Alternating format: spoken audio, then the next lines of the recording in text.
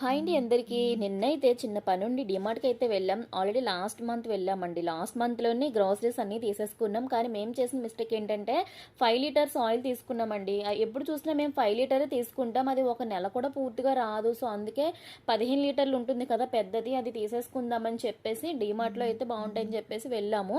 ఇంకా డీమార్ట్కి వెళ్తే మనం ఊరుకుంటాం, చూసిన దానిలో ఏర్పడేస్తాం అనమాట బాస్కెట్లో. నాకైతే కావాల్సినవి అన్నీ ఇదిగోనండి, ఇలా వేసేసుకునేదాన్ని. మా వారైతే చెప్తారు, పనికొచ్చినవి తీసుకో, అవన్నీ ఎందుకు, నువ్వు వేస్ట్ చేయడం తప్ప అని చెప్పేసి అంటారు. లేదు నాకు కావాలి, నేను అవి చేస్తాను ఈ చేస్తానని చెప్పేసి నేనైతే ఇదిగోండి ఆయన దగ్గర వార్ చేసేసి మరి ఇవన్నీ తీసుకున్నాను.